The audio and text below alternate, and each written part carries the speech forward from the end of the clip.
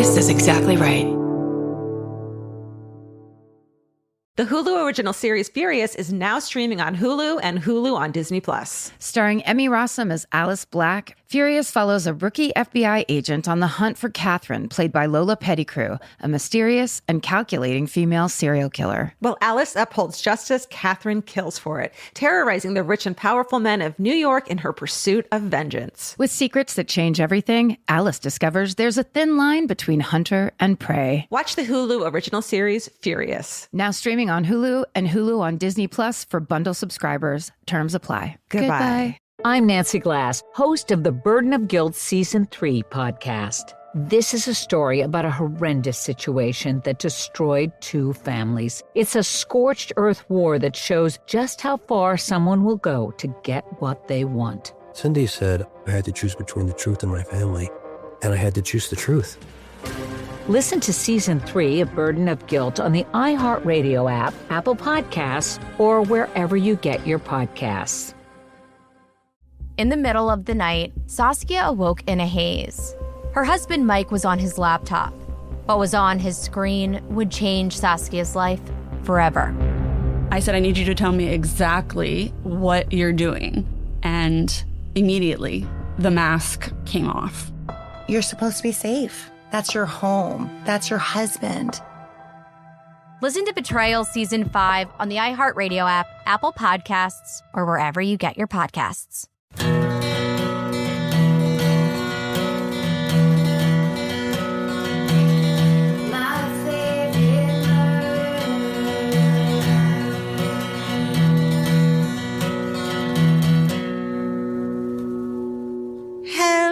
Hello.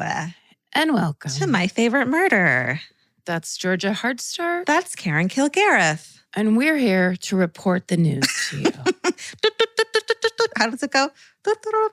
Breaking. Today, yeah, you're right. That's 50s news. Today, actually, what's funny is right before we got on, my sister called me and was like, did you hear? Gavin Newsom just made a move where California will not have contracts with Walgreens drugs anymore because they're not selling the abortion pill. Amazing.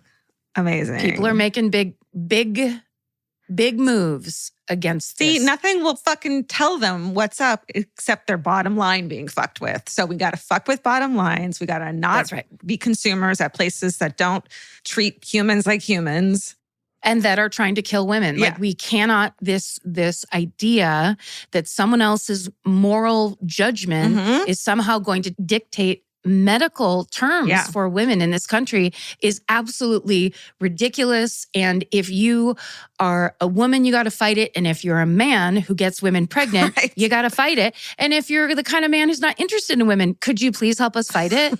Because it's absolutely dire to this point where over in South Carolina, they're trying to actually execute women for not only having abortions, but for miscarrying, a thing that you cannot control, a thing that happens in your body.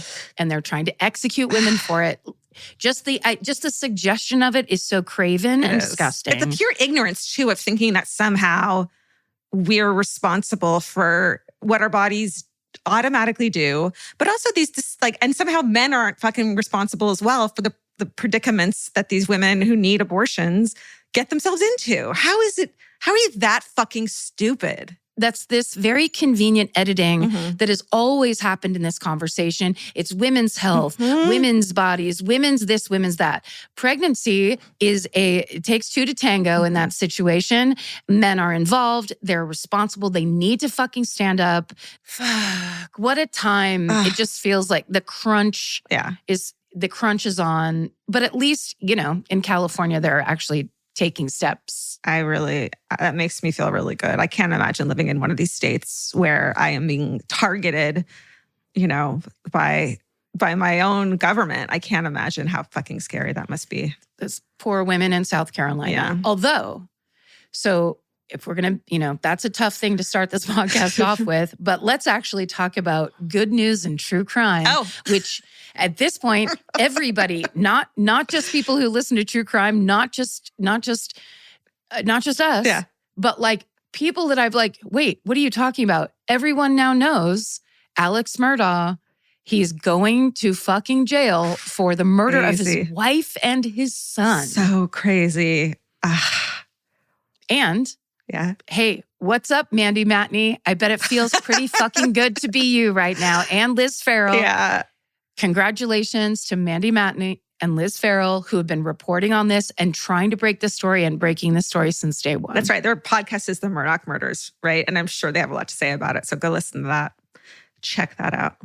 Check it out, and in gigantic high fives to them because, oh my God. Yeah. Like, they must be elated and thrilled, and they had a piece of that. Yeah. They're a reason it happened. That's so fucking cool. Oh, I have a book recommendation real quick Yeah. So I'm listening to this book and I can't put it down. It's called A Brief History of 7 Killings by Marlon James. And it takes place in Jamaica in the 70s. So all this crazy turmoil is going on. And it's written from a bunch of perspectives, including like a ghost and like Bob Marley and people who are trying to kill Bob Marley and like in the CIA maybe, and all this like the stuff that I didn't know about because there's a lot of factual stuff in it. It's really fascinating. Yeah. Ooh, good. I'm listening to it. I highly recommend it. A History of 7 Killings. Great. Who wrote it? Marlon James. Awesome. Yeah. That's a good recommendation. Yeah. That's nice.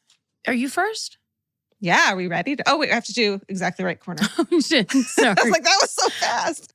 Hey, over on I Saw What You Did, they recently released their 100th episode, and this week their double feature includes Close Encounters of the Third Kind, incredible movie, and all that jazz. So check out I Saw What You Did and see what the connection is between those two movies.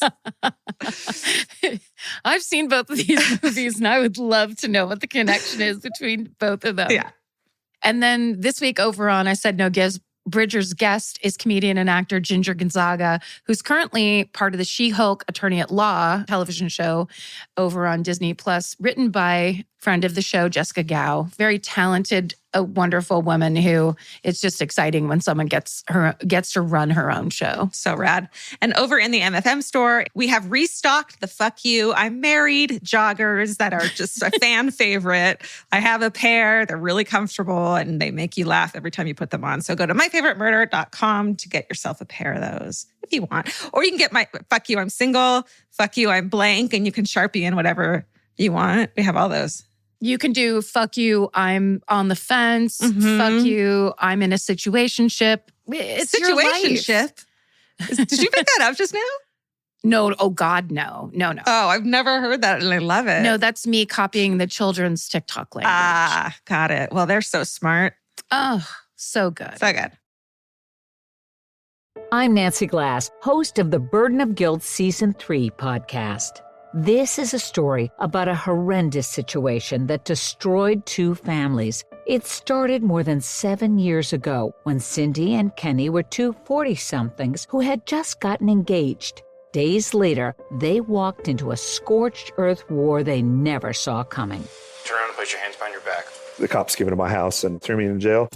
And to Cindy's surprise, her fiancé Kenny was charged with abusing one of her children. I never once doubted Kenny, and I always doubted the accusation. On Season 3 of Burden of Guilt, you'll hear a story about the lengths someone will go to in order to get what they want. This case has got to be one of the most despicable. Listen to Season 3 of Burden of Guilt on the iHeartRadio app, Apple Podcasts, or wherever you get your podcasts. On Boxing Day 2018, Joy Morgan was last seen at her secretive church. 6 weeks later, she's reported missing. I'm Charlie Brinkhouse-Cuff, and after years of investigating Joy's case, I need to know, what really happened to Joy? This is The Missing Sister, the true story of a woman betrayed by those she trusted most. Listen to The Missing Sister on the iHeartRadio app, Apple Podcasts, or wherever you get your podcasts.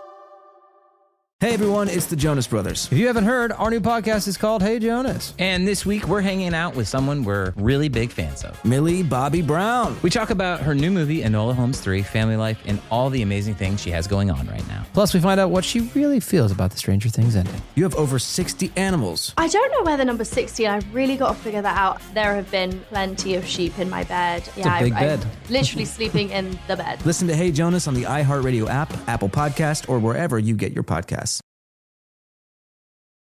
All right. I am first. That is correct. Okay. So sit back, hold on to your britches. Here we go. Today, I'm going to tell you the story of a very unique woman who stands alone in the history of the American West. This is the story of one of the last stagecoach robbers of the Old West, Pearl Hart, the Lady Bandit. Thank you. You know her? No, but this is what I wanted to hear right now. This is going to do it for me. Sit back. Like I said, if you got britches, hold on to them. Like I said. The main source used in today's episode is the book Wild Cat by John Boasnecker. This book seems to be the most comprehensive and factual biography of Pearl Hart that's out there because there's a lot of misinformation that she herself spread. So even her Wikipedia isn't completely true. So this book, Wild Cat, is the best. The other sources are in the show notes. So, little background on Pearl Hart. Pearl Hart is born actually as Lily Naomi Davy on April 19th, 1871, your favorite year. Oh, that's when all the great sarsaparillas were being brewed. She was born in Lindsay, Ontario in Canada. So she's a Canadian. Oh, mm-hmm. Sure. For the sake of our story, I will refer to her as Pearl throughout, but she doesn't start using that alias until adulthood. She's one of 9 children, and her childhood is chaotic and traumatizing. Her father is an abusive alcoholic and is in and out of prison repeatedly for violent crimes. Her mother is, by all accounts, a very kind and loving parent who cares a lot about her kids. But when you have 9 of them and you're raising them on your own, there's not a lot you can get to, you know? Yeah, it's hard to get to each one every single day. That's right. You know, my dad is one of 9. Oh, wow. Home gym had 8 brothers and sisters. Yeah, pretty legendary. Yeah. That's why the volume level is so high above normal people's. It's necessary yelling all day long. Right. It's like you have to go one up every time you want to like get louder than someone else. And you have 8 of them to speak above. Jesus. Yeah, you have a din of 8 all the time naturally. Yeah. So you just have to get it. You have to really expand your diaphragm and really get your voice heard. Oh, wow. Okay. So Pearl and her siblings quickly figure out how to take care of themselves. They learn that petty theft means more food on the table. First of all, Pearl is arrested for the first time when she is just 11 years old for this crime. Listen to this. It's brilliant. She steals a cow, sells that cow for $9, steals the cow again from the first buyer, and then sells it to another buyer for $30. So, you know, it's just profit. That's how Bitcoin works. Just profit over profit, you know? Stack those dollars. OG pyramid schemes. Right. Hell yeah. This one more point in Pearl's column. That's right. But she's only caught because her brother, who helped her pull off this scheme, is discovered stealing a watch a few days later and identified. She doesn't get into major trouble yet, but the scene is set. Pearl is clever, confident, and not too bothered by a life of crime. Wait, are you saying her brother snitched on her to get out of his thing? Maybe, or he got recognized as one of the 2 kids who did this, and they made the connection that it was also his sister. Oh, got it. You know what I mean? Yes, got it. We're not going to call him a snitch automatically, but I just really do adore the idea of stealing a cow, selling it, and then stealing it again. It's really funny. During one of the wars, my family on my Hard Stark side in Poland, one of the brothers would steal a horse and sell it to the other side. Yeah. The other army steal it back and sell it back to the other, like the exact same thing. Yes. That's how you got to get food into your siblings' mouths. You do what you got to do. You do what you got to do. Yeah. So as Pearl grows up, the family bounces south into the U.S., eventually landing in Rochester, New York, when Pearl's a teenager. And life's super hard still for the large, impoverished family in the 1880s, and the girls and women especially can't catch a break. Almost every woman in the family is subjected to sexual abuse at some point, including Pearl. Mm-hmm. There's so much trauma baked into the fabric of this family. But for the siblings, especially the sisters, these Hard Starks? No. Sorry. Terrible. These hardships bond them together, of course, you know? Sure. Yeah.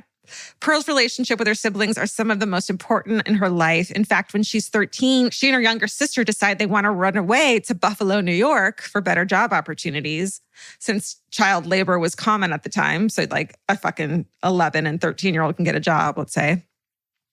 This is when Pearl first figures out that passing as a boy can keep her safe from unwanted attention and sexual advances.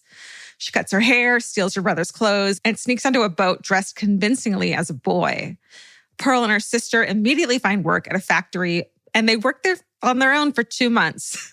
Wow. And then their mom tracks them down and drags them on home. But this story shows us how quickly Pearl figures out that gender norms at the time are not only restrictive, but a liability, and how easily she can slip between the worlds to get what she wants. These are some of my favorite stories of women basically making the best of bad circumstances and being like, fine, I will go fight in the war, or I will go do all these things just dressed as a man because it's going to be that much easier. Yeah, absolutely. By age 16, Pearl is married to her first of many husbands. By all accounts, everyone who meets her is obsessed with her. She's very attractive, a great dancer, and very funny. My researcher, Sarah Blair Jenkins, pointed out that she, in the photos, she kind of has an Aubrey Plaza vibe. Oh. Of just like that look in her eye. She kind of looks like her. She's very pretty, that like vibe, you know? She's like, she's pretty, but she's staring at you like, I dare you to fuck with me. Yeah, exactly. You're like, oh yeah, I can see her robbing a fucking stagecoach. That makes sense. But she also falls in love really easily, doesn't have great taste in men. Hello, hi. Hi. I'm the problem, it's me. Hi, hello, what's up? She seems to have a thing for drinkers, gamblers, and criminals. What's up? They're hot. I mean, and often gets caught up in their schemes or suffers from abuse at their hands. But again, at the end of the day, Pearl is a woman who's determined to be in control of her own life. So she continues to fall for losers. She always, though, eventually leaves them, typically to reconnect with her siblings. I mean, speaking of TikTok, I just saw a video on that of when we find those people, if we had rough childhoods, what we're finding is familiarity and affirmation of things. Like it almost makes us feel normal again. Absolutely. So it's not your fault when you do stuff like that. You imprint it into you of like, this is standard. This is what normal feels like. This is love. I have to earn love. And this is the only way through these negative things when it's just been imprinted on your very young mind. Yeah. It really sucks. Yeah. In 1887, Pearl and her sister head west for the first time to Chicago on a train car dressed in men's clothing. They get in trouble with the law basically the whole time, getting caught for petty theft, but also getting a lot of attention for their whole pretty girls dressed as boys thing because people figure them out. They eventually end up back in New York. And from this moment forward, Pearl is always trying her best to head west. That's her goal. In the 1890s, Pearl officially takes on the alias Pearl Hart. At this point, she's doing sex work in Buffalo, New York, in part because there are so few jobs for women at the time, and the jobs that are available are usually meant for women that are more educated than Pearl. At the turn of the century, according to a quote pulled from the main source that I used, Wildcat, the book Wildcat, Buffalo is considered, quote, one of the roughest and most dangerous towns in America.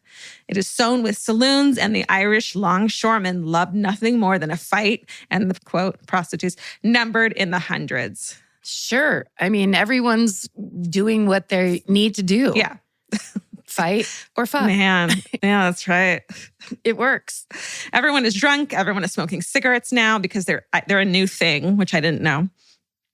And some people are starting to use opiates regularly. These people are called morphine eaters. Pearl Hart was the name of a popular madam who ran a brothel in Buffalo at the time. And it's possible that our Pearl, aka Lily Davy, might have been working for her and just liked the sound of the name and took it on herself. Mm-hmm.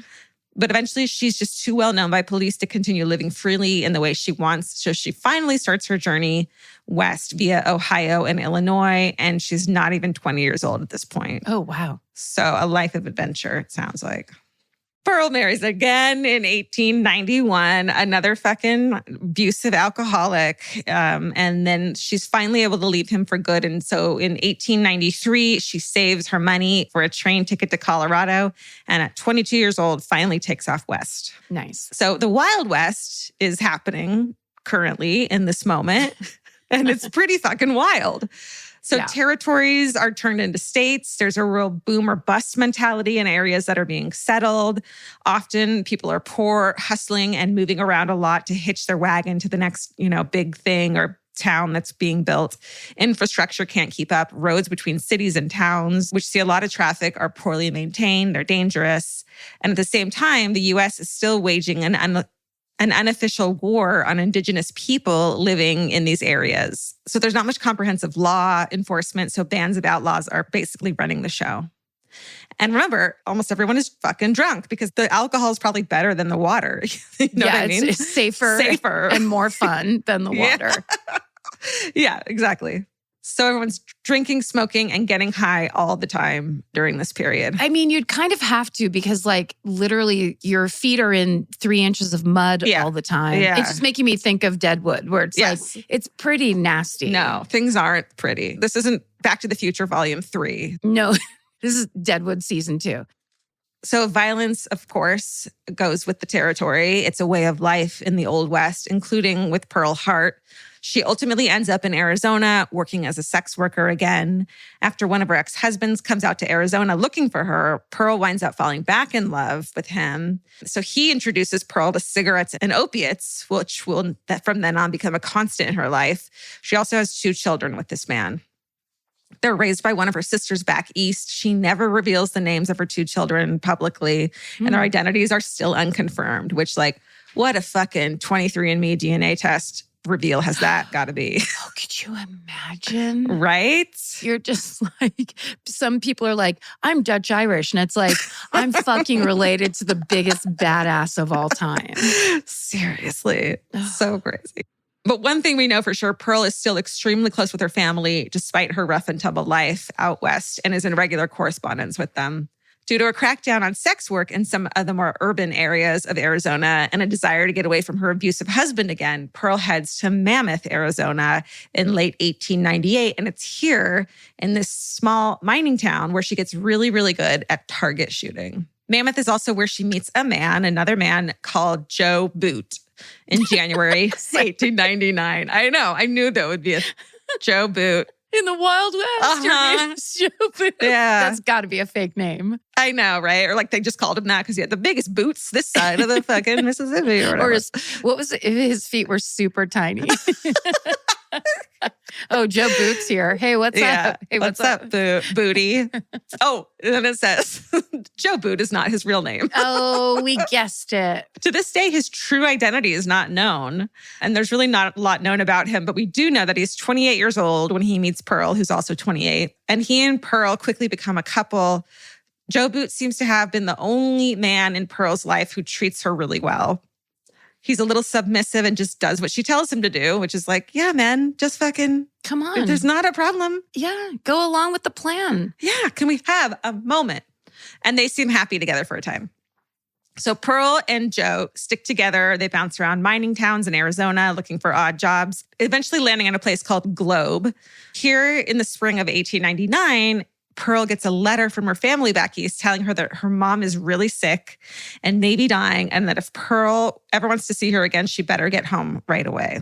In Pearl's own words, she wrote, quote, "That letter drove me crazy. No matter what I had been, my mother had been my dearest, truest friend, and I longed to see her again before she died. I had no money. I could get no money. From what I know now, I believe I became temporarily insane." And it seems that what she meant by temporarily insane is that she is about to make some really reckless choices to get quick cash. Yeah.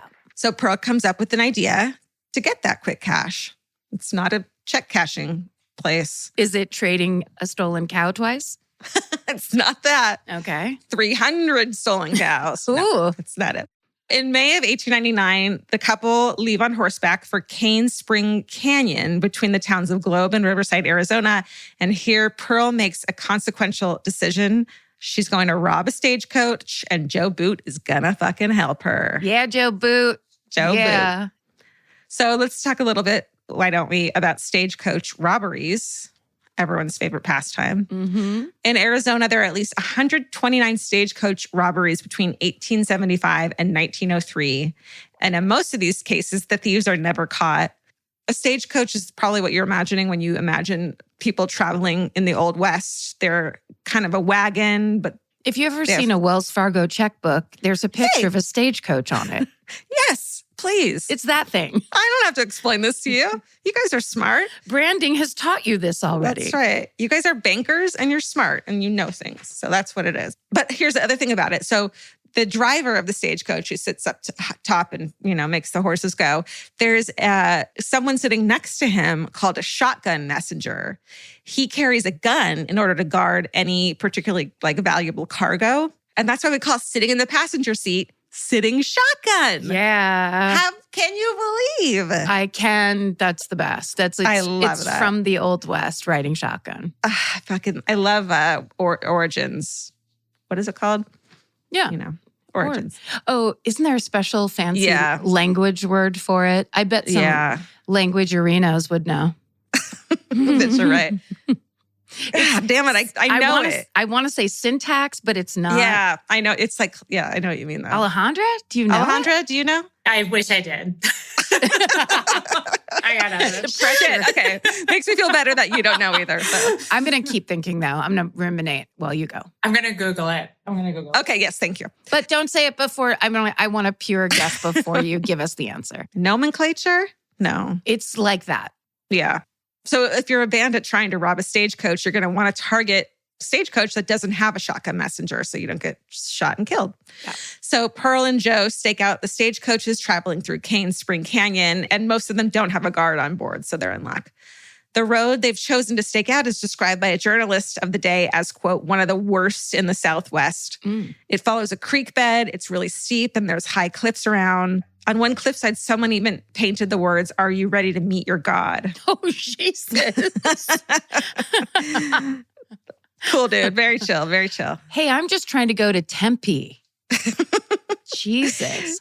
Needless to say, this is a scary road. But on May 29th, 1899, it becomes even more frightening to a single stagecoach when two seemingly male bandits step out from the roadside brush with their guns drawn. And with handlebar mustaches that are flapping in the wind because they're not real. Yeah. Oh, it just has to be so obvious, right? I hope so.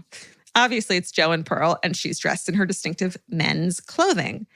The robbery happens quickly. The driver stops. The three passengers climb out of the carriage when they're told. Joe does most of the talking, probably because Pearl's voice would give her away. One of the passengers later describes Pearl as wearing, quote, rough shirt and blue overalls, the latter tucked into coarse boots that were plainly too large. Under the dirty cowboy hat, there showed a curl or two of dark hair, and the hands that deftly turned the pockets inside out were small and white. So they were onto her. Yeah, she needs some gloves, some big work gloves. Yeah, that's right. Pearl only says one thing throughout the robbery. When one of the men is slow to turn over his cash, she points her gun at him and says, "Cough up, partner, or I'll plug you." I'm sure she said it a lot better than that, though. She said it like this, like raising her shoulder the whole time. Pearl collects the money while Joe keeps his gun ready to shoot. She gets roughly $431 in total from the passengers, which in today's money...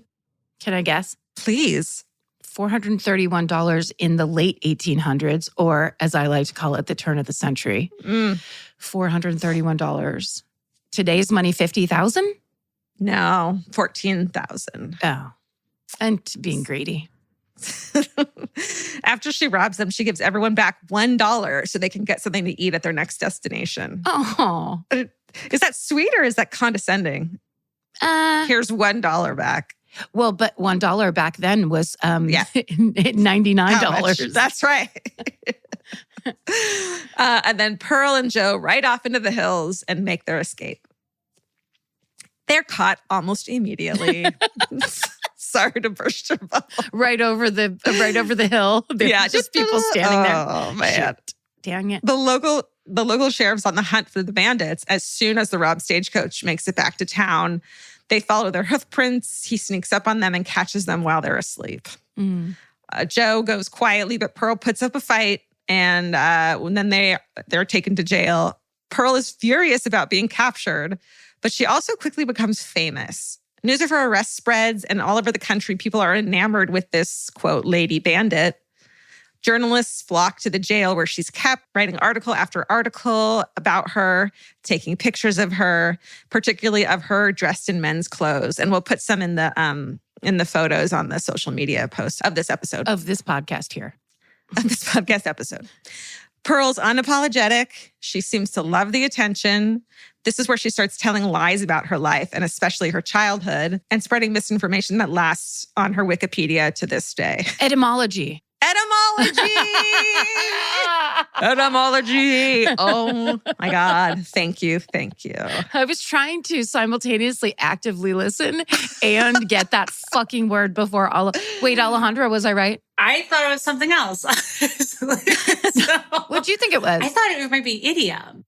Oh, an idiom is like basically like slang for something. So that's like saying don't put the cart before the horse. What the history of a saying? The history of it is the etymology of it. Okay. Yes, etymology is the study of the history of the former words, yeah. But it's also an idiom. Sitting shotgun is an idiom. Got it. So basically, the etymology of sitting shotgun is the story you told us. Got it. We all win. Okay, got it. You guys all win. did it. We figured it out. Just took 3 smart people. And we completely stopped your story cold. Sorry about that. It's okay. No, I don't care. So America loves the Lady Bandit. The Lady Bandit. They love her. In fact, someone loves her so much, a local admirer brings Pearl Hart a bobcat cub as a gift. And she must be really charming because the jailers let her keep it in her cell. Oh. I know. And I know. There's a photo of her with her bobcat in her jail cell. It's pretty fucking unbelievable. She gets away with almost everything. She's also starting to share some feminist views with the press, notably sharing in a famous interview with Cosmopolitan, quote, "I shall never submit to be tried under the law that neither I nor my sex had a voice in making." Oh. A fucking men. Excuse me. I think we've got a quote that everybody needs to. That's right. That might be our new shirt for real. Because that's right. Seriously, like no fucking way. Yeah. No way. One day, a jailer enters her cell to bring Pearl her morning dose of morphine, which I guess was a thing that they brought you back then. You got that in jail? I don't know. Maybe she was like addicted, and I don't think that it was an issue then. I have no clue. Yeah, that makes sense. It wasn't that big of a deal. Yeah. When he walks in, he sees a giant hole in the wall and a letter on the cot. Pearl's gone, aided by a fellow prisoner who had escaped the day before. Authorities are embarrassed, but also kind of amused. There's more media sensation. The public just loves Pearl Hart. People even start to really consider the statements Pearl has said about feminism. Why should women be indicted, tried, convicted, and sentenced based on laws they didn't help write? Mm-hmm. But almost immediately, she's caught again while trying to hop a train and is returned to jail to prepare for her upcoming trial. The media continues to report on her extensively, and soon everyone has an opinion. There's a few hiccups with the court, but in the end, the trial itself takes less than a day. Pearl has the jury eating out of the palm of her hand. She plays into their sympathies and says that she only robbed the stagecoach because she needed money to visit her poor, sick and dying mom, which is true. But saying it like that makes it sound like a lie. Like it's like something she came up with after the fact. Yeah. Right. It ends up that while Joe Boot gets sentenced to 30 years in prison, Pearl, which in today's years is life. It is probably life, actually, if you're like 30 and you're not going to live to 60. That's right. Not if you're on all that opium. That's right. Pearl gets 5 years. He gets 30 and she gets 5. That's right. They're both sent to Yuma prison, which is perhaps the most notorious prison in the West until it was shut down in 1909. When she arrives in November of 1899, Pearl's the only woman convict at the prison. Oh, shit. Uh-huh. During her time at Yuma, Pearl starts to write poetry and read from the books in the prison library.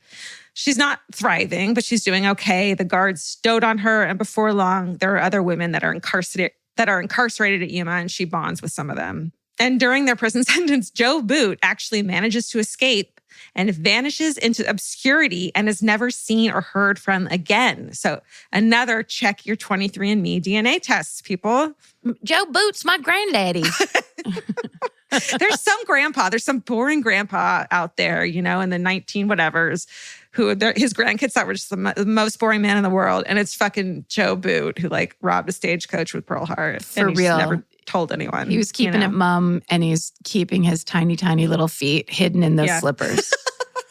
And that's why we do hometown episodes, is so you can tell us the story about your wild great-grandfather. And so is Pearl. No, she got caught again and tried and everything. Right. Yeah.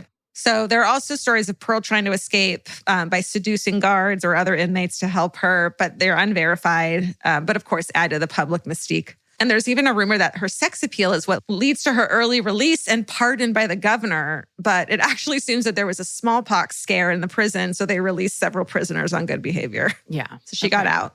So 3 years after her famous crime, Pearl Hart is released from prison and starts a new life on December 15th, 1902. She heads back to Kansas City to be with her mother and family. And it turns out that even though her mother's illness prompted this whole crime in the first place, her mom completely recovers and lives a long life. Oh, so that could have been maybe a bit of a fib. Yeah. It doesn't seem like that was a fib, but it just didn't happen that way. It wasn't as bad as the letter. Yeah. Or she survived. I mean, she just survived and thrived. She beat it because she was the mother of 9 and nothing would kill her. That's right. Yeah. She took enough opium and she was fine. At this point, Pearl's story becomes a little hazy. Some accounts say she becomes an actress. Some say she runs a cigar store. And some say she continues a life of crime. And it seems that she quickly drops the Pearl Hart alias, so it's hard to track her for sure. But what we do know is that roughly 20 years after Pearl's release from prison, a middle-aged woman visiting Tucson, Arizona, walks into Pima County Jail, the county jail, and she asks to take a look around. And this request is unusual. So the guards ask her why, and she replies, quote, "I'm Pearl Hart and spent some time here about 25 years ago, and I would like to see my old cell." So she just randomly shows up 20 years later. Ooh. Huh. I just wrote a little story that she hid something, like she had money and she hid it in the wall or something like that. Oh. It's not your cell. You were just held there. Like there's nothing. Yeah. Isn't a jail cell a thing you never want to see again? So why would she be like, can I just look around? Maybe she was showing her kids or something. This is where mommy spent some time with the bobcat. You know. Oh, Pearl. As you do. Yeah. Pearl. They let her look around. She leaves. And this is the last time that Pearl Hart publicly admits that she is Pearl Hart. She spends the rest of her life in complete obscurity. Most accounts suggest that she suffers from heart and lung complications, obviously due to her heavy cigarette and opioid use throughout her young life. She dies in 1935, surrounded by family, and is buried in Rose Hills Memorial Park near Los Angeles, under her real name, Lily Naomi Myers. She did end up getting to the West. Wow. For her. Yeah. Her biographer, John Boasnecker, describes Pearl like this, quote, "The vast majority of women in the 19th century did not have sexual relations outside of marriage. They did not smoke, and they certainly did not use opium and morphine. They did not wear men's clothing, ride a straddle, or carry six-shooters. Pearl Hart broke all these taboos and then some. She swore, smoked, drank, robbed, rode hard, broke jail, and used men with abandon. The Old West never saw another woman like her." And that is the story of the Old West feminist icon and stagecoach robber, Pearl Hart, the Bandit Queen. Fuck yes. I needed that story today. Yeah. Are we going to wish I had gone second, or is your story? No, I got a pretty good one for you. Oh, all right. But I just want to say hell yes to Pearl Hart and all those doing that Pearl Hart thing out there. That's right. Let's all try to be a little more like Pearl Hart. We're going to have to be a little more like Pearl Hart. Minus the opioids, please. Well, the opioids are just going to get y'all murky on what the plan is. We need to stick true. to the plan. That's true. They just muddle. Drugs just muddle. Especially if you did watch Deadwood, you see how hard. But the lead woman who was so good in that show, it wasn't Carrie Coon. I never watched the show. Oh, I don't know. I know. So good. Who's the lead in it? Is it Timothy Oliphant? Yes, it is. I don't like him.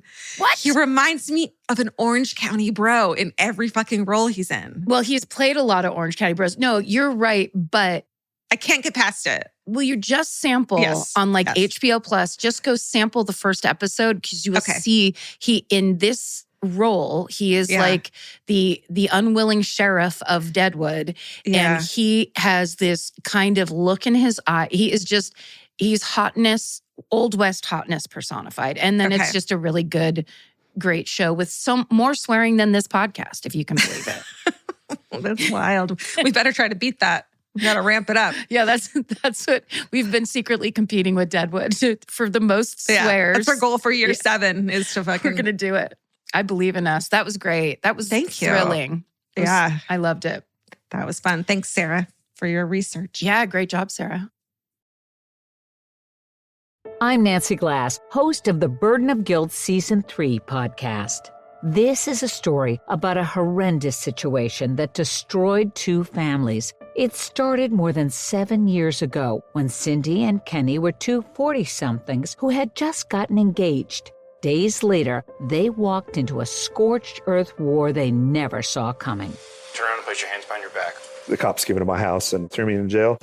And to Cindy's surprise, her fiancé, Kenny, was charged with abusing one of her children. I never once doubted Kenny, and I always doubted the accusation. On Season 3 of Burden of Guilt, you'll hear a story about the lengths someone will go to in order to get what they want.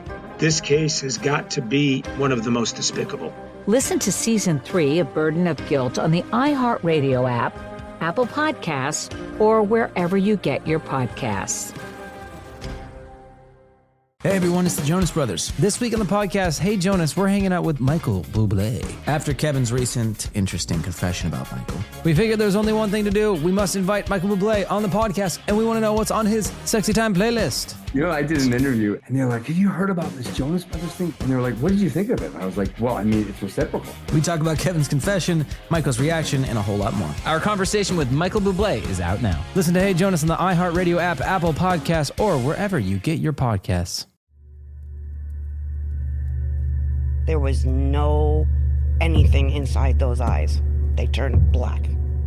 It scared the hell out of me. People, wake up! I'm the one that saw the murder take place by Krebeck and DePippo.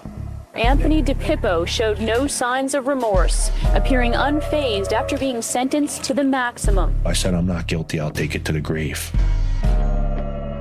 Listen to The Devil's Quarry in the Bone Valley feed on the iHeartRadio app, Apple Podcasts, or wherever you get your podcasts.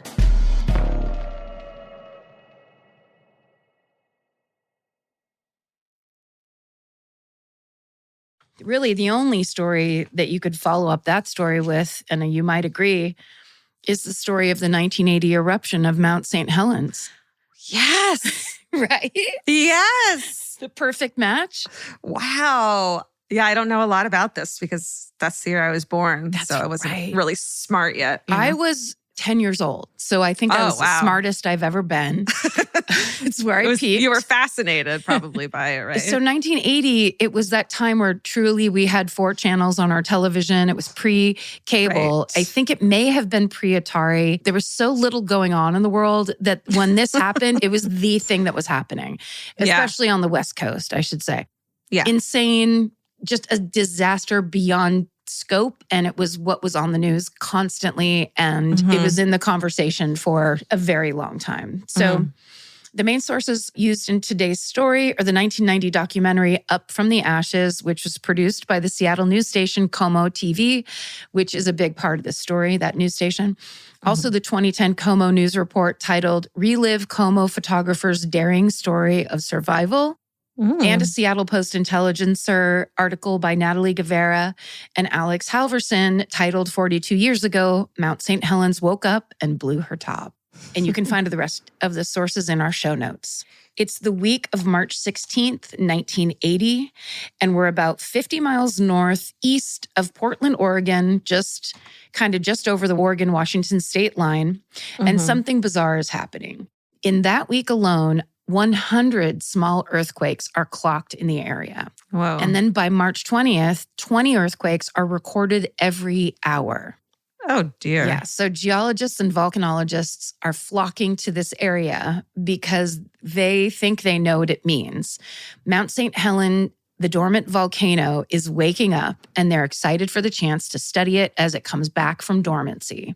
The last time the mountain acted like a volcano was in 1857. Mount St. Helens, what they call eruptive history, dates back nearly 40,000 years.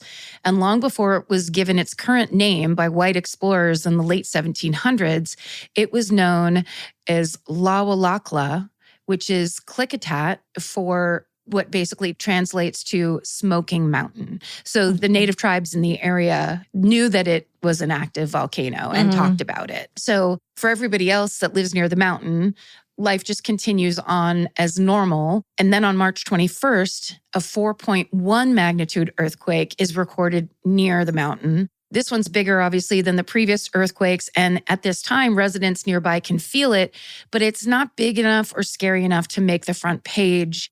In fact, the next day's Seattle Post-Intelligencer reports on it.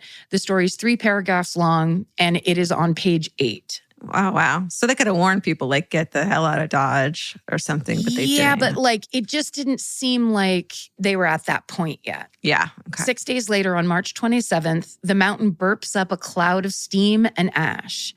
This eruption leaves behind a huge fissure on the top of the mountain. And even though this does garner more interest, there's still not a ton of concern. A scientist named Eric Wagner recently told the Oregon Public Broadcasting that, quote, people just didn't take it seriously in the run-up. They thought it would just be this interesting and funny thing. So while all this geologic activity starts happening, a 28-year-old Seattle news photographer named Dave Crockett is paying close attention. Dave and the rest of the team at Seattle's Como TV believe that this has the potential to be a really big story. Dave would later say, quote, I really wanted to be there to cover what I felt was probably going to be the biggest story of the decade. So Dave's put on a 3-person news team with reporter Ken Schramm and sound operator Joe Wren. And the 3 guys traveled down to Mount St. Helens to cover the story. Of course, not even the best scientists can predict exactly what will happen next or when it will happen. So the days pass and the suspense just keeps building. Dave and his news crew try to provide the public with as much information as they can. And then on April 3rd, Washington's then Governor Dixie Lee Ray declares a state of emergency. So she sends a very direct message to the public saying, quote, don't go to Mount St. Helens. Don't try to get as close as to the mountain as possible. Man, people are so dumb. We have to be, I'm saying we as a people, have to be, don't go near the active volcano. It's like in the message to the public, she's saying don't, and then filling the rest in with what basically a suggestion of what you could do. Yeah. Don't go super close up to it and take a bunch of pictures. So this doesn't seem like the kind of thing that needs to be said. This volcano is literally spitting up ash clouds, but it's reported that hundreds of sightseers continue to visit the mountain each week, even as tremors continue to shake the area. Could you imagine, first of all, like in Hawaii, they have beautiful volcanoes that go off all the time. I truly would not even fly over it in a helicopter. I would be so scared. Yeah. It's so powerful. Why would you mess around? You think you're better than the volcano? You're not. Better? You think you're better than her? You're not. Some people wind up in Como news segments, including one man who says, quote, I want to see it blow. That'd be great. Something you'd only get one chance in a lifetime to see. Yeah, because you're dead. And also, sir, you can see it from literally hundreds of miles away. Like if it happens, further away is a better view, actually. Yeah. He's like, I want to get under it. So, of course, they don't talk like that up there. So, of course, the majority of locals are normal and they recognize the situation is becoming increasingly threatening and dangerous. On April 22nd, the mountain spits up another plume of ash and steam 13,000 feet into the sky. That's taller than the Eiffel Tower. Around the same time, a huge bulge appears on the side of the mountain. That's when I would move very, very far away. Very far. That bulge grows larger every single day. And by the end of April, it's ballooned to nearly 300 feet tall, the length of a football field. It's been created by magma pushing up towards the Earth's surface. And if that's not horrifying enough, those earthquakes just keep coming. Como News reports that throughout April, the mountain is, quote, rocked by more big quakes than California gets in 10 years. Wow. Yeah. So needless to say, there's a real sense of urgency around this. Many people living near Mount St. Helens have left their homes, but not all of them. So to get the remaining residents out of harm's way, Governor Ray signs an order on April 30th designating certain areas to be what they call a danger zone. And the people in this danger zone are forced to evacuate. But as soon as this announcement's made, scientists come in ringing alarm bells. They basically say this designated danger zone is way too small and it leaves out big swaths of land that are very close to the volcano. The scientists believe that if Mount St. Helens does erupt, many people outside of this danger zone will also be at risk. It's widely reported that the evacuation zone is that small because Washington's leadership is trying to appease local logging companies. So these companies have a ton of influence in the region, and they don't want their operations interrupted by a mere volcano. So as April turns to May, our Como reporting team, the Intrepid team, photographer Dave Crockett, reporter Ken Schramm, sound guy Joe Wren, they continue showing up to cover the activity at Mount St. Helens.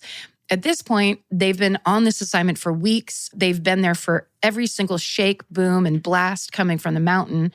And they've also heard every update from both public officials and the scientists. Joe Wren, the sound guy, later says that, quote, every time it puffed, we thought that the next one would be the big one. So in May, certain measures are put in place to ensure evacuation orders are being followed. And this includes roadblocks, which are set up in certain spots around the danger zone. But overall enforcement isn't super aggressive. As scientist Eric Wagner points out, quote, the government response was kind of muddled. How scary just to be one of those residents just like waiting. Yeah. And where are you going to go if you're like have to be evacuated for weeks? How scary to have your government be like kind of moved by people who are like, yeah, I decided it's not dangerous, so I won't wear a mask. Whoops, yeah. I'm talking about a different thing now. So in some cases, eviction orders are completely ignored with no consequence. And at the same time, public officials are dealing with a ton of pushback from some residents accusing them of overreach. We've heard it all before. People love danger. So on May 17th, officers operating those roadblocks cave under public pressure and let people go back and visit their cabins on the mountain as long as they sign a liability waiver. So these residents are required to leave their homes by a designated time that evening. So it's like one last run back up the mountain. Okay. On that same date, which is May 17th, Como News decides to hand its coverage of Mount St. Helens over to its sister station in Portland. And that makes sense because Seattle's 2.5 hours north of this area, and Portland is literally right over the state line. It's like right over a bridge, if you've ever been there. It's like Portland is on this side at the very top of Oregon, and then you go over a bridge, and now you're in essentially Vancouver, Washington. And it's very close, 50 miles from there. Cool. So Seattle's so much further north that they're basically like, we don't need our own team when the Portland team is there. Our 3-man team of Joe, Dave, and Ken are taken off the story, but they've been so focused on this whole story for weeks straight. They're told to go home and get some rest. And it's really anticlimactic for them. Dave is absolutely gutted. He believes the situation on Mount St. Helens is building to an inevitable conclusion, and he really wants to be there when that happens. Yeah. But he does go home as instructed because their boss is right, ultimately, and the team does really need some rest. Eventually, when he gets home that day, he manages to doze off. But instead of sleeping through the night, his eyes pop open at 3 a.m. He is wide awake, and he's feeling this pull toward the mountain. It's very intense. Basically, he believes he has to get to the mountain now. He knows it's silly. Obviously, it's a volcano, notoriously unpredictable. Why should he think he's special enough to somehow know intuitively what's going to happen? So he tries to kind of put it out of his mind and shut his eyes and go back to sleep. When that doesn't work, he picks up the phone and he calls reporter Ken Schramm. But Ken tells Dave, just let it go. It's not only is it the weekend, it's the middle of the night. We were all just taken off the story. Ken tells Dave, quote, don't go to Mount St. Helens. It's an amazing quote. Such a good quote. So Dave hangs up, but he just can't shake this feeling. And even though his rational side is saying, listen to Ken, he's made up his mind. So he gets dressed, he grabs his gear, and without asking permission, he hops into the station-owned news car that says Como TV along the side. And it basically looks like one of those big late 70s sedans, like real long and boxy sedan. He cranks the ignition, flicks the headlights on, and then he drives in the dark in the middle of the night, the 2.5 hours back down to Mount St. Helens. So by sunrise, Dave is set up in a clearing near some woods 8 miles west of the mountain summit. It's a quiet, clear morning. He has a stunning view of the mountain. And many people say they remember this morning as being distinctly peaceful and calm. The sky is bright blue. Of course, the trees are gorgeous, deep green. If you've ever seen any of the beautiful nature up in the Pacific Northwest, it's insanely green and verdant because it fucking never stops raining up there. So it is, when you do go out into nature, it's absolutely magical. Yeah. And also in the middle of all that, Mount St. Helen has this snowy white cap that looks like something from a postcard. So it's really beautiful. And it's possible that at some point Dave may have second-guessed his intuition.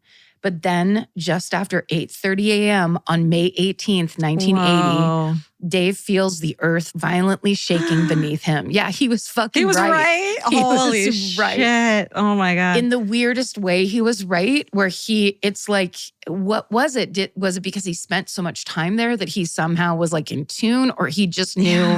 There were so many indicators something was going to happen. Yeah. And he's just like, I got to get back for this story. It's like a fluke, but it's crazy. I don't know. Yeah. So it's basically, now it's a 5.1 magnitude earthquake.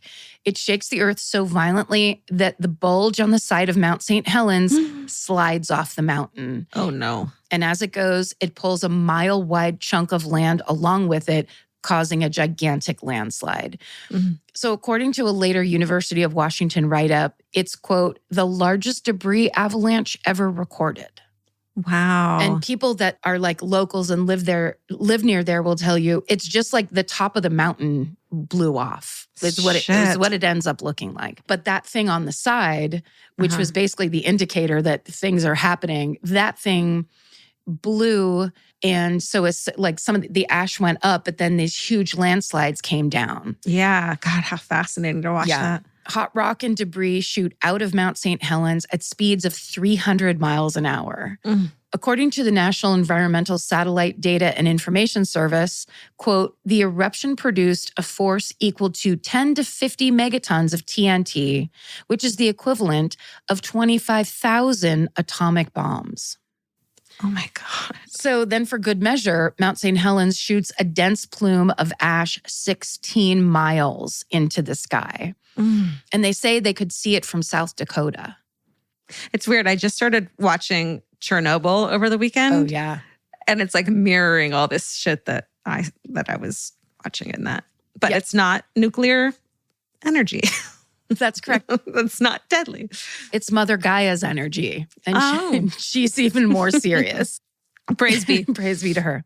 So now Dave's wishes come true. He's watching history unfold right before his eyes, and he's watching it from up close. And as he is starting to absorb all this, a bleak reality begins to hit him. He very well could die here.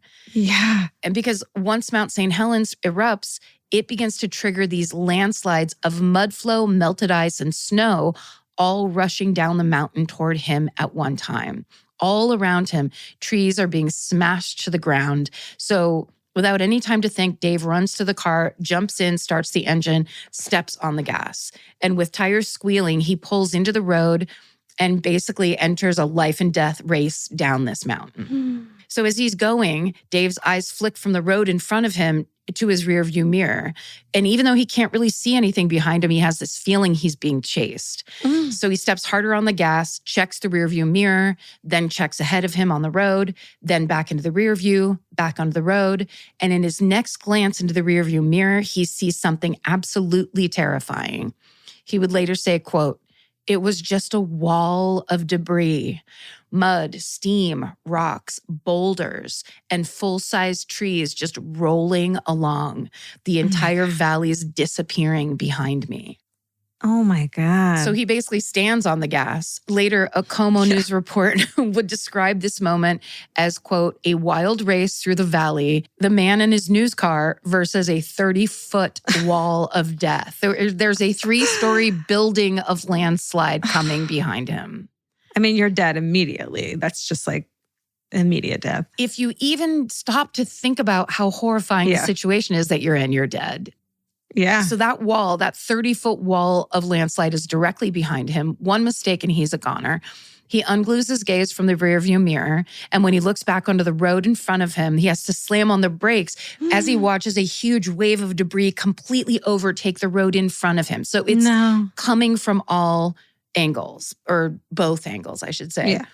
With just milliseconds to spare, Dave swerves the news car onto an old logging road, and he basically narrowly avoids a head-on collision with another wall of debris. So just truly by a miracle, like the odds of which you couldn't calculate, there's a logging road right there. And he just like takes a right and gets out of the way. Oh my God. As he pulls to a stop, his heart's racing. It's a complete miracle he's managed to land on what might be the only patch of roadway untouched by these huge flows of debris.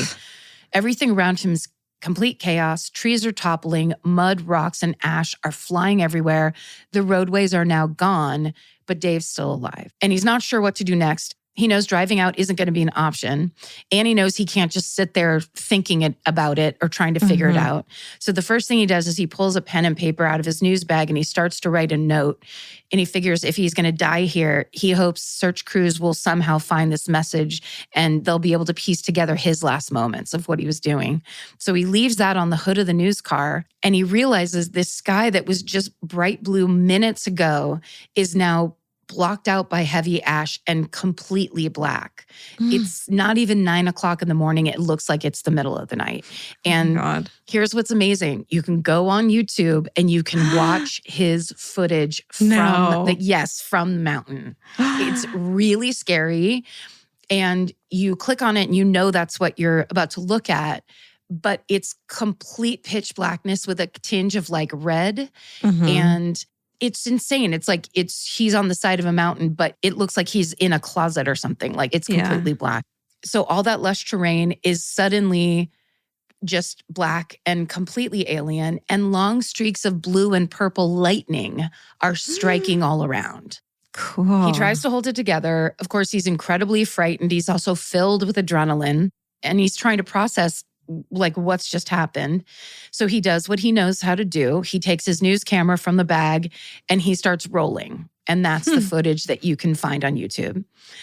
As he shoots, he speaks to whoever might one day find his camera when he's gone. And he says, quote, "Dear God, whoever finds this, you can't see this. I'm sure it's too dark, but I left the car behind and you can't see anything."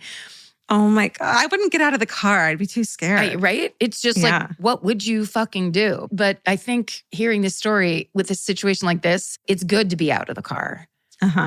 Right? It's so, well, I mean, maybe, who knows? Maybe this is just like this insane magical experience and luck. So he starts walking. Under his feet, he can feel the ground is still shaking. The car alarm's blaring. He feels a wind that's being sucked back up to the mountaintop. And he can hear the mountain itself making, as he describes, quote, constant rumbling, grinding, and growling sounds. Very scary. There's ash in the air that's so thick that it's blacking out. He can barely see. He's also struggling to breathe. A few times on camera, you can hear him coughing violently as he tries to narrate the footage, saying, "I can tell you one thing. This stuff is not made for humans to breathe. Even sitting down and resting, I just can't breathe." And it's hard to tell how much time is passing on the video, but what's clear is that this situation he's in is incredibly dire. And then off in the distance, he sees a little patch of light. It's the only light in like 360. So he starts walking toward it. And as he does, he narrates. And as he narrates, the patch is like getting thinner and thinner. And he's coughing as he speaks, saying, "I can feel the ash now in my eyes. It's getting very hard to breathe. I'm having trouble talking." Then, as that last patch of light in the distance is closed in by the darkness, Dave says, This is hell on earth I'm walking through. My God, this is hell. I just can't describe it. It's pitch black. So not only, he can only feel, literally can't see anything around him, but he can feel heavy ash falling on his shoulders. And he's in a disaster zone, just wandering blindly. Yeah. And he's also confused. He doesn't know what he's going to run into or off of. Like he has no idea. At one point, Dave talks through the possibility that he's lost his vision, an injury from the blast. And then later, he questions whether or not he's even alive. At one point, he says, "At this moment, I honest to God believe I'm dead." Oh my God. So here's what Dave, now we pull all the way out, zoom out, right, to the wide, and we see what Dave has just lived through. The volcanic eruption instantaneously blasts 1,300 feet off the mountain's peak, lowering the elevation from 9,700 to around 8,300 feet. Wow. So the top comes off. Around 12% of the mountain is entirely obliterated. In a matter of seconds, the beautiful bucolic scenery is a gray cratered wasteland. In fact, after President Jimmy Carter surveys the damage in a helicopter and says, quote, "Someone said it was like a moonscape, but it's so much worse than anything I've ever seen in pictures of the moon's surface." End quote. So, which was a hoax, he says. Which Stanley Kubrick directed. Yeah. So the landslides that follow the eruption that Dave outran pushed nearly 50 billion gallons of debris-filled sludge down the mountainside. Because you have to remember there was snow up there and like ice and snow and things that when they got moved, like they were rolling, they were melting. It all became like mud. You know, you've seen Dante's Peak. You know what I'm talking about. I know what you're talking about. The landslides level everything in their paths, including vegetation, animals, roads, buildings. The nearby Toutle River fills with tons of dangerous debris. According to Oregon State University, nearly 150,000 acres of public and private lands are destroyed, as well as 200 homes, 100 miles of streams, 63 miles of road, and 13 bridges. 200 homes? 200 homes. And 13 bridges. Holy shit. Yeah. Meanwhile, in the skies above, all of that ash has inundated the Earth's atmosphere and is moving around. Nearby, visibility is so low that nearly 5,000 cars are abandoned where they are on roads and highways. The roads remain unpassable until cleanup crews can come in and physically haul the ash away. It's reported that cities over 250 miles away from Mount St. Helens experience local ash fall.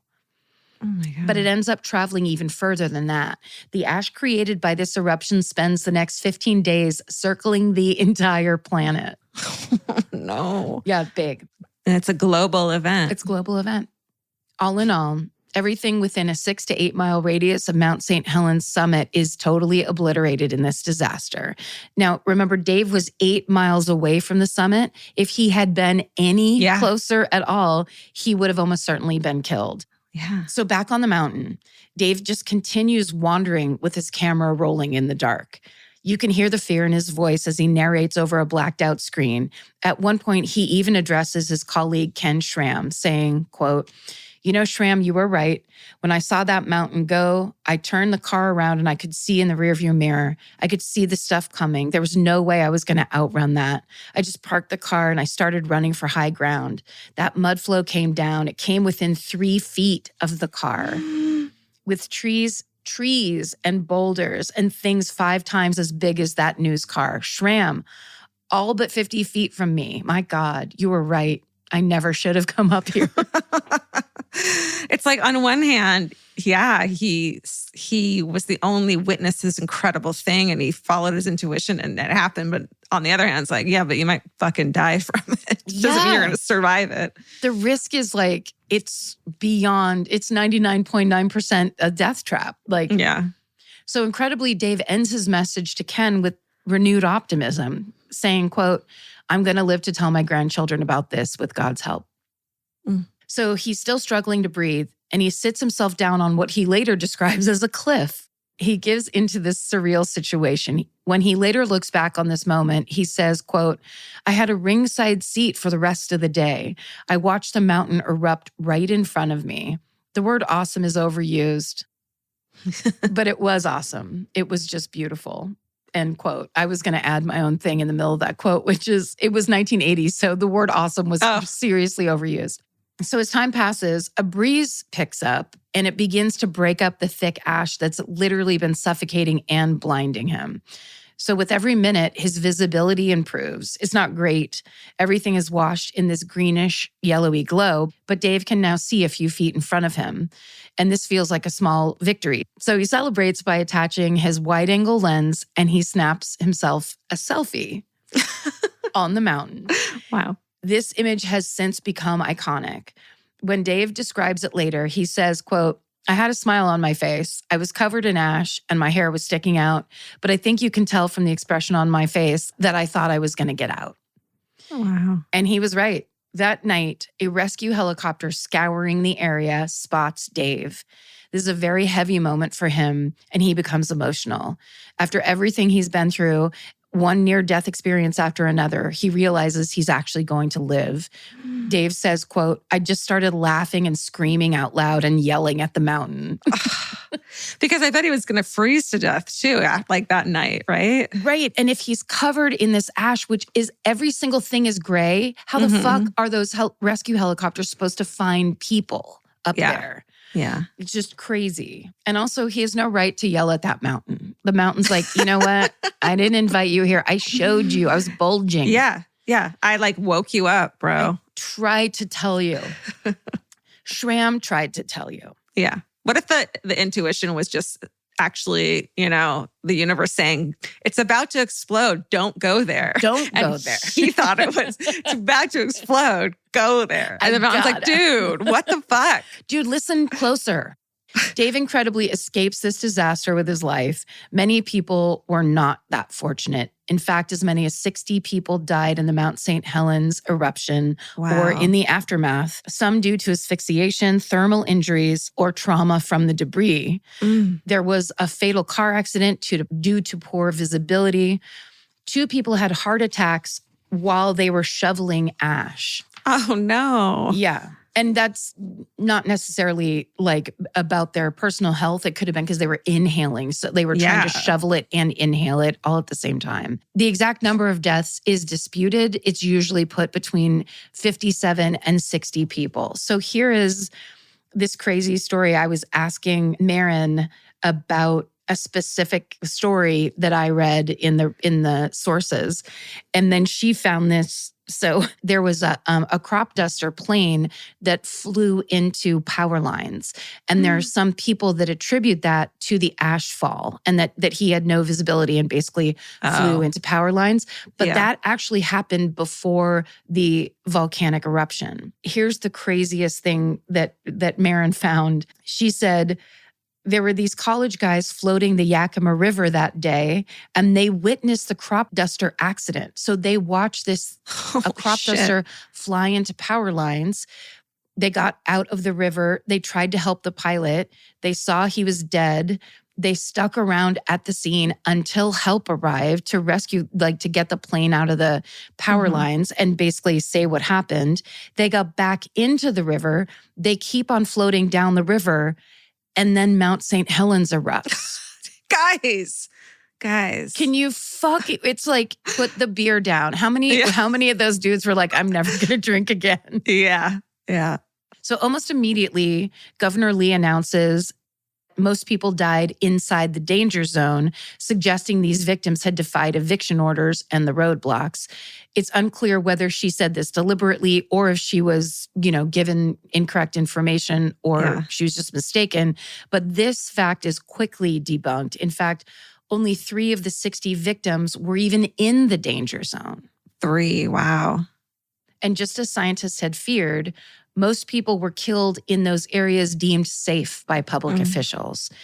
In the years since, many people have discussed how much higher the loss of life would have been if Mount St. Helens had erupted a day later, which would have been a Monday, which would have meant those nearby logging sites would have been fully staffed with workers. Fuck. But it was the weekend. Wow. So many less people were up there. So in the days and weeks after the eruption, Washington state leadership receives a huge amount of backlash for how they handled the situation. And Governor Lee would later lose her bid for re-election. Meanwhile, Dave Crockett's unlikely survival story turns him into an overnight celebrity. According to a report by Como News, Seattle, quote, religious fanatics hounded him. So did psychics and wackos. There were random marriage proposals. They all wanted a piece of Dave. They thought he was touched by God, which I'm sorry. I think he was touched by God. He was touched by somebody. Yeah, whatever God you want to believe in, knocked on his door. Yeah. So, even his abandoned news car became a tourist attraction. No. So they left it there. Wow. Yeah. Dave did not want this attention, obviously. He's understandably traumatized after surviving such a gigantic disaster, and he suffers from nightmares for years. Whoa. He tells reporters, quote, I had dreams where I'd come back up here with rescue people, and I'd go through the trees and the ash, and we'd find bodies. And the rescuers would ask me, looking at these bodies, why didn't you do something to help these people? Oh. I knew it wasn't my fault, but I think emotionally I couldn't quite shake it. What a fucking nightmare. I mean, just horrible. Yeah. Of course, Dave isn't the only person emotionally affected by this disaster. Many people living near Mount St. Helens experienced PTSD, depression, feelings of hopelessness, and insomnia after the disaster. Dave has since come to terms with the experience. On the 30th anniversary of the Mount St. Helens eruption in 2010, he says, quote, to oversimplify it, I feel comfortable with the whole thing now. I feel very privileged to have been there that day, believe it or not. End quote. After being rescued, Dave goes on to have a long career in photography. He now lives in Montana, and he's received multiple accolades for his work over the years. Since the 1980 eruption, life has returned to Mount St. Helens. There's a sense of rebirth in the area. There are new ponds, new lakes, and new meadows. But as peaceful as the area seems on most days, it is also still an active volcano. And it woke back up in September 2004 and was active for a few years and then quieted back down in 2008. Scientists say they fully expect the volcano to erupt again, but it's unclear when. For now, Mount St. Helens continues to give volcanologists, geologists, and even laymen an important, fascinating, and extremely humbling look into our physical world. As a Como News report once pointed out, quote, Mount St. Helens is beyond our control, and perhaps that's why we find ourselves drawn to it, to see the result of the awesome power on display here and a portion of our Earth being recreated. And yet, as the lava dome rebuilds what was once Mount St. Helens' perfect peak, we're reminded that the 1980 eruption is only one of dozens and dozens of eruptions in the mountain's 40,000-year history, and it will almost certainly happen again. So we wonder, will we live to see the volcano's awesome power again? And what story will come up from those ashes? And that is the story of the 1980 eruption of Mount St. Helens and the incredible, better than Dante's Peak survival story of photographer Dave Crockett. I can't wait to see his video and pictures, and I want to watch all of it now. The video's rough because it's fucking scary. It's that thing where, you know what's scarier than like monsters and blood and stuff like that? Right. Pitch blackness and like light going out. The fact that he could have just walked off of a cliff, to me, is the scariest thing I've ever heard. He just had to do something. He was like desperate. But then that selfie that he took is so funny and so kind of like, best case scenario for a story like that. Yeah, he got so freaking lucky. It's a survivor story too. Yeah. It's an I survived. It is an I survived. Dave survived. Yeah, Dave did survive. Well, we're going to survive too. We're all going to survive. That's right. God we survived this episode. Yeah, we did. We did it. High five on the survival. Hell yeah. Well, thanks for listening. We really appreciate you. get out there and protect your rights in any way that you can. Definitely. Should we do a donation? Yes, definitely. Okay. Should we do, what's the abortion? To Walgreens, Planned Parenthood? There's the Narol. Oh, yeah. To Walgreens. And we want to donate. We're very concerned about Walgreens. Narol, Pro-Choice America. Yeah. All right. Well, then let's give $10,000 to Narol, Pro-Choice America, and basically start fighting with our money, because that's what we can do today. That's right. And do what you can, anything you can. Let's fight for our rights. Their website is prochoiceamerica.org. Of course, there's also Planned Parenthood. If you live in South Carolina, I'm sure there are action steps that you guys can take. You know, the information's all out there. I think it's just these bells need to start getting rung because things are getting so dire. Yeah, terrifying. But guess what? We have each other. And I don't think women have ever been as empowered and as connected as they are right now.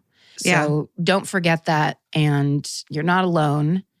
Stay sexy. And don't get murdered. Goodbye. Yeah. Elvis, do you want a cookie?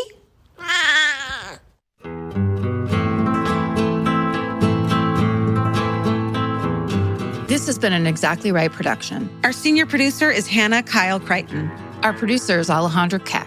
This episode was engineered and mixed by Stephen Ray Morris. Our researchers are Maren McClashin and Sarah Blair Jenkins. Email your hometowns and fucking hoorays to myfavoritemurder@gmail.com. Follow the show on Instagram and Facebook at myfavoritemurder and Twitter at myfavemurder.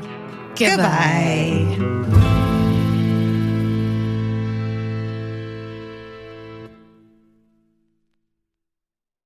I'm Nancy Glass, host of the Burden of Guilt Season 3 podcast. This is a story about a horrendous situation that destroyed 2 families. It's a scorched earth war that shows just how far someone will go to get what they want. Cindy said I had to choose between the truth and my family, and I had to choose the truth. Listen to Season 3 of Burden of Guilt on the iHeartRadio app, Apple Podcasts, or wherever you get your podcasts. I'm Stephanie Young. The hit podcast Love Trapped is back with new updates in the case of Laura Owens. This is CR 2025, State versus Laura Owens. I think she really believes that she still has an out. I'm quite confident that they're up to something. We're following the case live as the criminal charges finally come to a conclusion. Trust us when we tell you, as the victims of Laura Owens, she will not stop. Listen to Love Trapped on the iHeartRadio app, Apple Podcasts, or wherever you get your podcasts. My first guest is Paris Hilton, Shakira, Luke, and Yerin. You have surprises? Many surprises. Welcome to the Sweet 305 podcast, where the group chat comes to life. What up? You're the only person I know that loves a yellow starburst. It's lemonade. Listen to Sweet 305 with Lele Pons. Open your free iHeartRadio app, search Sweet 305, and listen now.